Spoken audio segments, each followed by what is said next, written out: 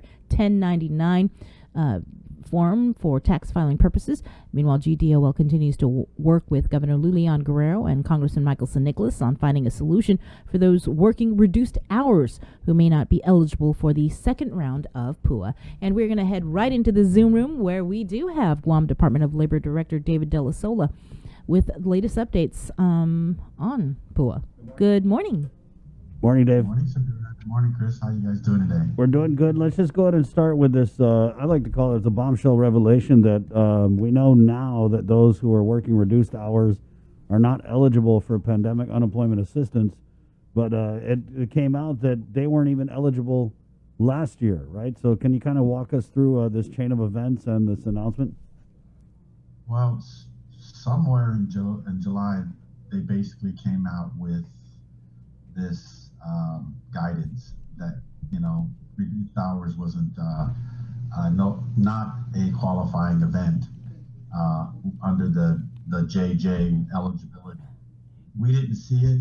I never saw it. It glossed over us, and same with several states and territories. So it was something that was not put in that I saw in any guidances or anything.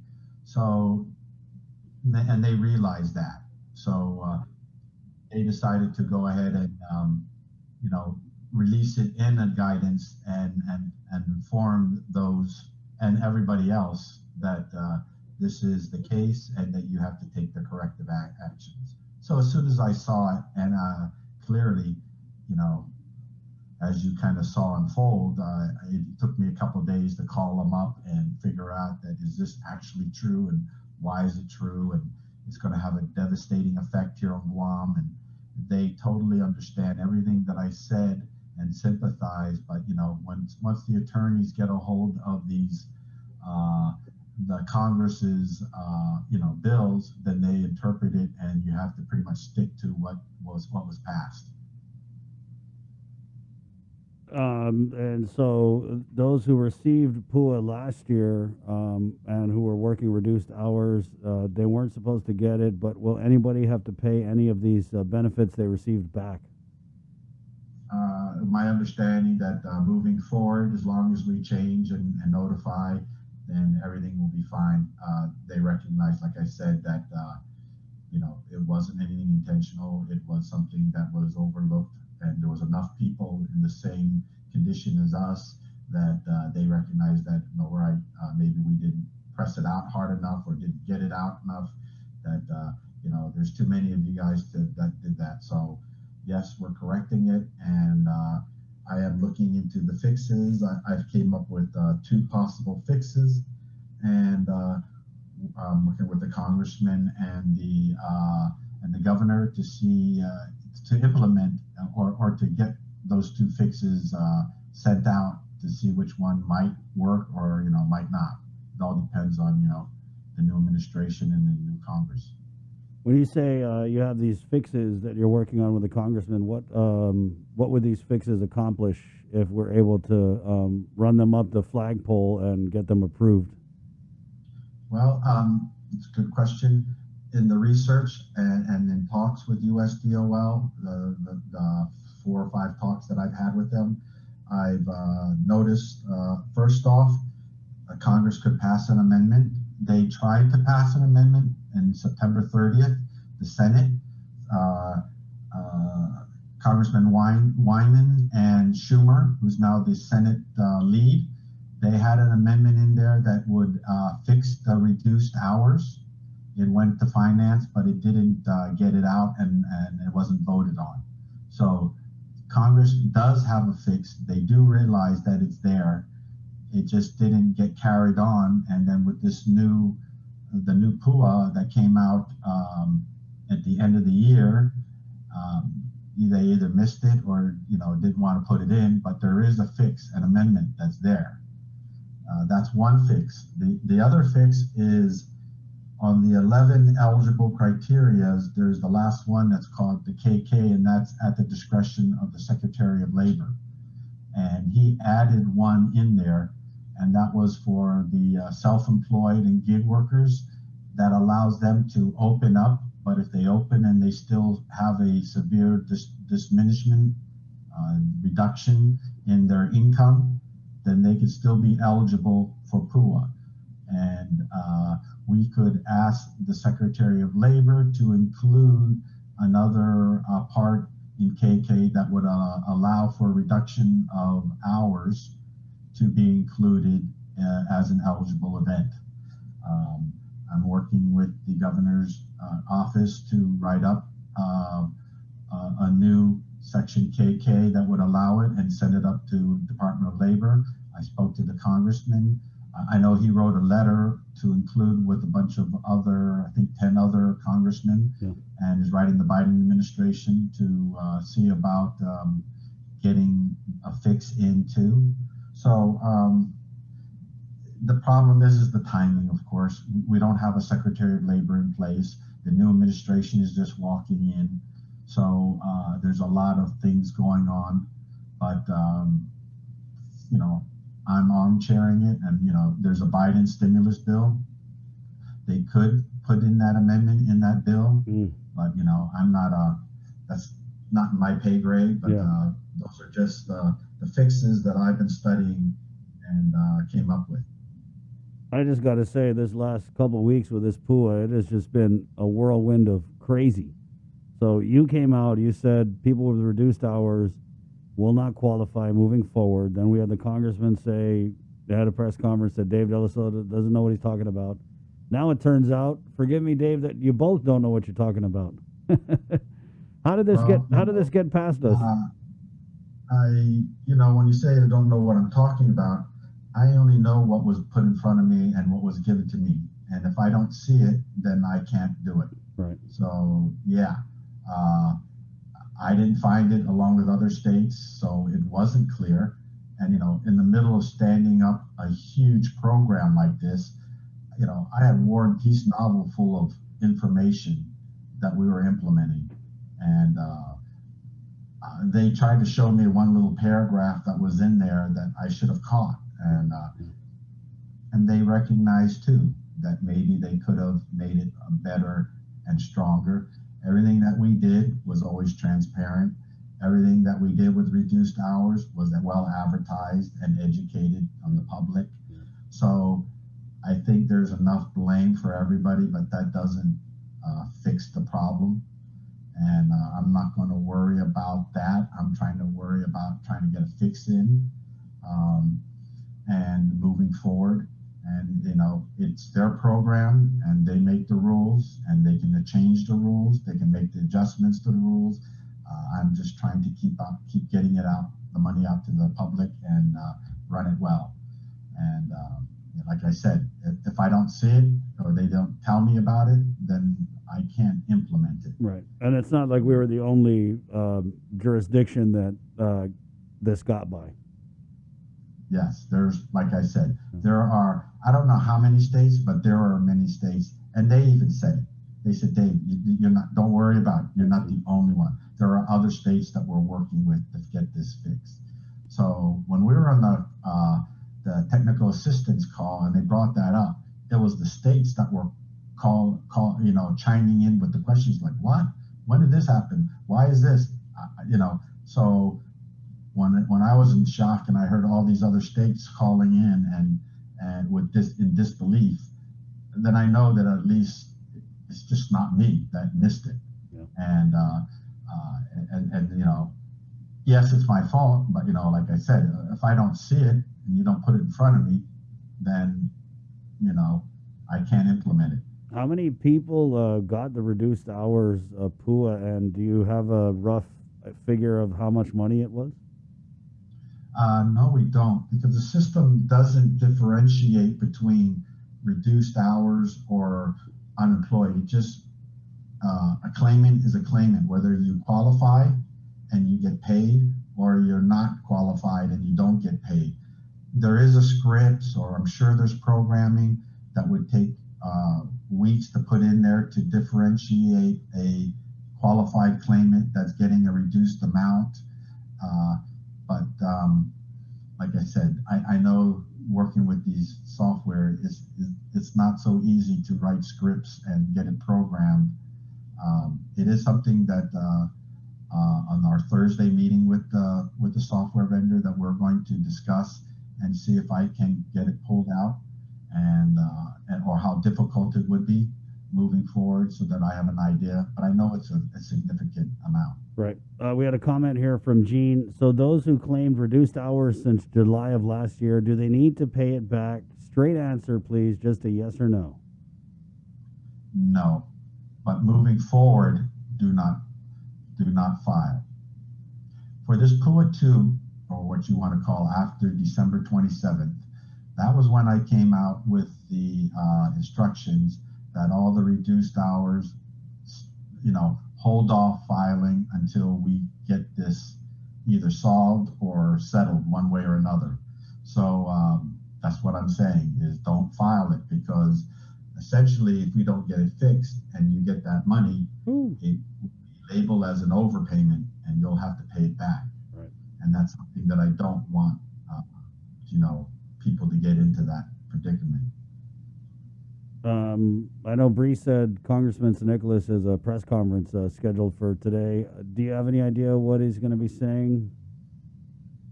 I'm sure he'll be talking about this program and probably saying about, from his perspective, what his views are. And I'm not going to get into the political end. I'm just sticking to the facts and making sure that the island is aware as they happen and as I am being told from USDOL. His perspective is coming from Congress, and is different. And not that I don't disagree, but he sits from a different side of the table than I do. Right. But I have to follow what what USDOL tells us, and that's what we're doing. And I'm hoping that he can figure out his own fixes or utilize those two fixes. Those two fixes that I came up with were basically vetted through USDOL, and they were agreed that yes, those could be fixed through those vehicles. Nice. If there are other fixes, I'm not aware of them, but I'm not saying that there may not be. So the congressman, along with other states, I'm sure aren't happy with this finding, and maybe they could pressure the Biden administration to make those changes, and or use that amendment that Schumer put forward in a bill to fix it. That amendment fixes this whole thing. It allows businesses not only that are closed, but also reduced in hours, staff, or capacity to be eligible for PUA. And that language covers everything. So if that would have passed back in September, we wouldn't be here right now as far as worrying about this section. So they can take that section and champion it up again, put it into Biden bill. But there is a price tag attached to that. And I don't know what the reasons were that they didn't do it at the end of the year. Maybe it was a cost measure when they were reducing, going from a $1.3 trillion and they were trying to get it down to 900 million. That, that might have been one of the casualties or not. I don't know. That's not my lane. And, but it's there and it's already vetted, and they could take that same language and move it forward without very little effort.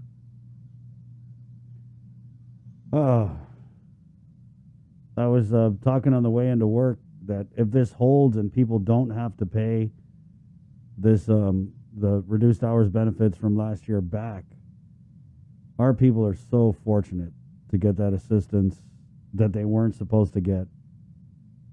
A blessing that was never intended for this island. And so if I was one of these people who was on the PUA working reduced hours, like I said, if this holds, because we never know. I mean, you could be saying this, and then Congressman's going to come out and say something totally opposite, and then the governor's going to say another thing. So I'm just saying, if it holds, this is a big blessing for our people that they were able, because this PUA, the reduced hours PUA, Dave, this carried so many people through this pandemic. You really hit the nail on the head, Chris. Regardless of my misinterpretation, hundreds of millions of dollars went out to people that helped, even if they were working severely reduced hours.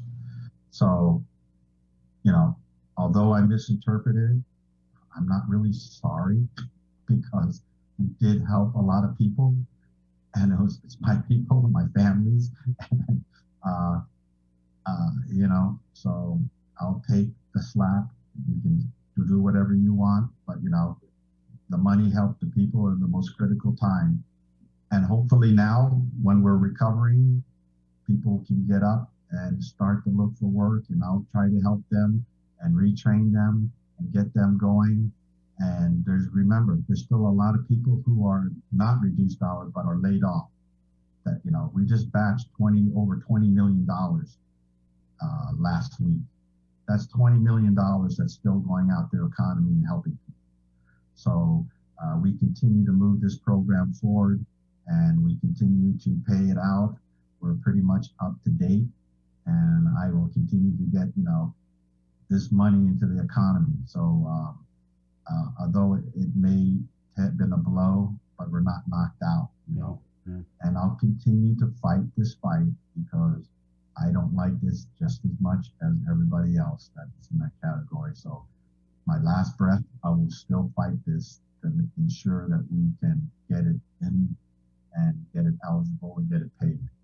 But in the meanwhile, please just hold off filing. I can't stop you from filing, but please hold off filing. So the last thing I want to do is see our people having overpayments, and they've already spent the money. So yeah. Well, I hope it doesn't come down to your last breath, Dave. Yeah, I mean, I know you're being dramatic, but I hope so. But you know, it is a metaphor. Yeah, I know. Dave, just switch gears a little bit because you talked about training. What does the DOL have going on in terms of job placement for displaced workers and any other types of workplace training opportunities? I haven't asked you in a while. Well, you know, it's in for final review, our grant. I requested over $10 million, and that's just for retraining our people who are affected by the COVID or laid off. And we're, you know, once that we get that, and you know, it opens up a lot, we'll be getting with our training partners, and we can get these people who were just working in jobs. Hopefully we can get you trained into careers. We can get you trained into good paying jobs, you know, if that's what you want. And, you know, I'm going to hopefully keep our fingers crossed because, you know, other states have been cut dramatically from their requests because it's competitive. That, you know, I'll get close to $10 million and I'll put that into truck driving, heavy equipment operations, SRF repair, you know, certified nursing assistant, medical billings, you know, everything that are the jobs are in demand, aquaculture. There's all these things that would need some skills. You know, the computers, you know, the cells, the cell services need technical people all the time. We will help train you through retraining, apprenticeship, or on-the-job training. That's what our next goal is as PUA starts winding down and recovery starts stepping up.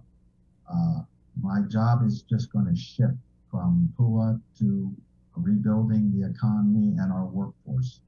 And we will stay tuned for that. It's not going to help everybody, but those who are hungry enough that want to step up and learn a new skill, you know, we'll have monies hopefully available soon to get you started down that path. We had a question here, Dave. Do those individuals collecting PUA need to show proof of looking for work on a weekly basis? As it stands now, the work search requirement has been waived by the governor until further notice. So we understand that we're still under a kind of a shutdown. Businesses aren't really opening up yet fully. And until we get there, you know, as the governor and I discussed, we see that businesses are opened up enough and they need employees, then we will then she will release the executive order suspending it and implement it. And then you'll be required. So at this time, you do not. Okay. All right, everybody. Dave Dell'Isola, labor director. The big news that came out was this interpretation that reduced hours workers do not qualify for PUA in this round of PUA. That was supposed to be in effect for the first round of PUA too. But fortunately, from what Dave is saying, no one who received PUA benefits while working reduced hours will have to pay these benefits back because this error in interpretation was so widespread that it would just mean that not just Guam, but other states and possibly other territories would have to pay back, hundreds of millions of dollars. So from what Dave is saying, no one's going to have to pay it back, but he's advising that if you are working reduced hours, like we've been saying for the last few weeks, do not apply for pandemic unemployment assistance. Dave, is that accurate? That is accurate. Thank you, Chris. Appreciate your time, Dave. Always. Take care. You too, my friend. That's the Dave Dell'Isola.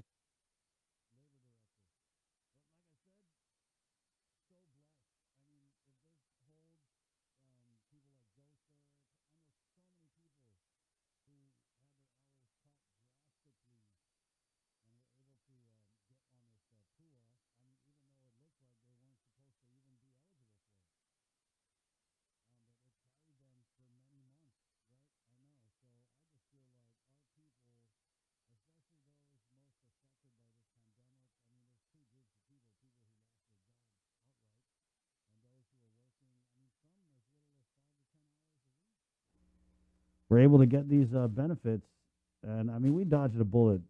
If knock on wood, we don't have to pay any of this back.